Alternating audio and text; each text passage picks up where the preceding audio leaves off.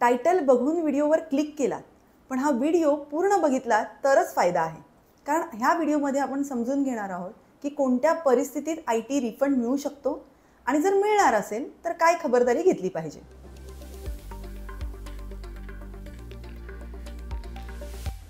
Income tax रिफंडला मराठीत काय म्हणतात?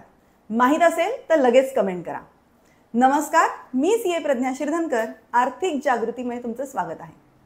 आता दोन अशा परिस्थिती आहेत ज्यामुळे तुम्हाला इन्कम टॅक्स रिफंड येऊ शकतो. सर्वात पहिलं म्हणजे काय तर एक्सेस TDS आणि TCS.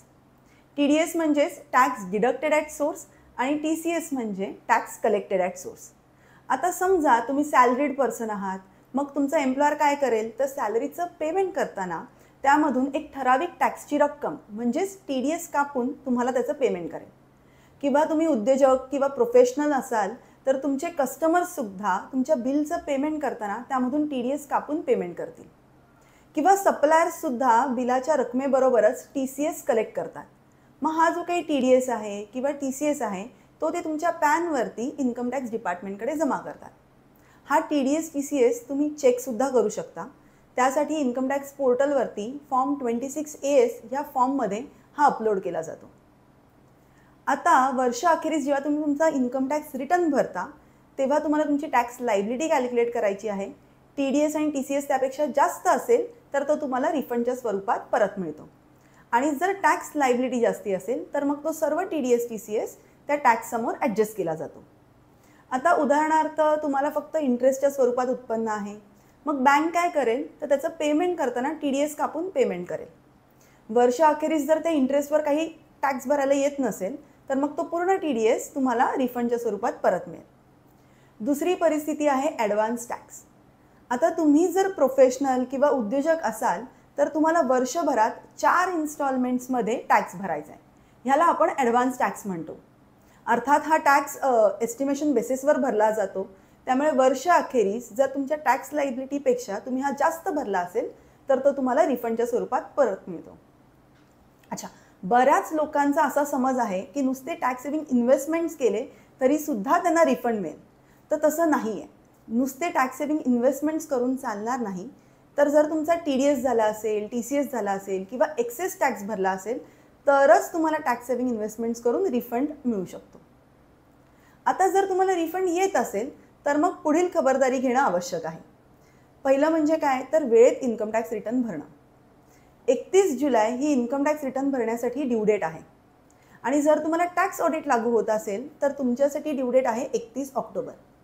त्यानंतर सुद्धा 31 डिसेंबरपर्यंत तुम्ही belated income tax return file करून रिफंड मिळवू शकता. पण त्यानंतर रिफंडसाठी तुम्ही रिटर्न फाईल करू शकत नाही. अच्छा, गव्हर्नमेंटने अपडेटेड इन्कम टॅक्स रिटर्नची सुविधा उपलब्ध केली आहे, पण अपडेटेड रिटर्नमध्ये रिफंड क्लेम फाईल केले जात नाही. 2 बँक व्हॅलिडेशन्स. आता इन्कम टॅक्स रिटर्न भरताना त्यामध्ये बँक डिटेल्स देणं गरजेचं आहे आणि तुम्ही दिलेल्या बँक अकाउंटमध्येच रिफंडची रक्कम जमा होते. मग जर त्यात काही चूक झाली असेल तर तुम्हाला पुन्हा ती बँक व्हॅलिडेट करावी लागते आणि मग रिफंडची रक्कम जमा होते. ह्यामुळे काय होतं तर रिफंड तुम्हाला उशिरा मिळेल.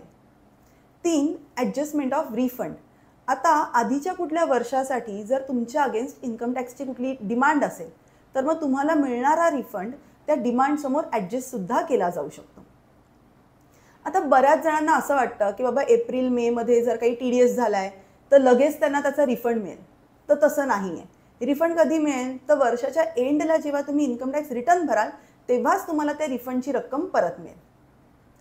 मला असं सुद्धा आढळून आलं आहे की बरेच जण रिफंड मिळवण्यासाठी फेक चलान्स किंवा फेक टॅक्स सेव्हिंग इन्व्हेस्टमेंट्सची माहिती अपलोड करून तो रिफंड मिळवतात.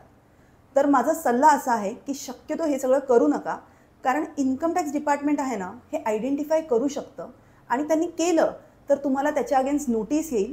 मग टॅक्सबरोबरच तुम्हाला इंटरेस्ट आणि पेनल्टीसुद्धा भरावी लागेल. त्यामुळे जेन्युइन टॅक्स सेव्हिंग इन्व्हेस्टमेंट्स केले असतील आणि त्या टॅक्स सेव्हिंग इन्व्हेस्टमेंट्सचे तुमच्याकडे डॉक्युमेंटरी प्रूफ्स असतील तरच ते क्लेम करा आणि रिफंड मिळवा. बरं, इन्कम टॅक्स रिफंडला आयकर परतावा असे म्हणतात. मला खात्री आहे की आजच्या व्हिडिओमुळे तुम्हाला समजलं असेल की इन्कम टॅक्स रिफंडबद्दलची सर्व माहिती समजली आहे आणि ह्यापुढे तुम्ही योग्य मार्गानेच इन्कम टॅक्स रिफंड मिळवाल. व्हिडिओ आवडला असेल तर त्याला लाईक करा, जास्तीत जास्त शेअर करा आणि आर्थिक जागृती या यूट्यूब चॅनलला सबस्क्राईब करा. थँक्यू.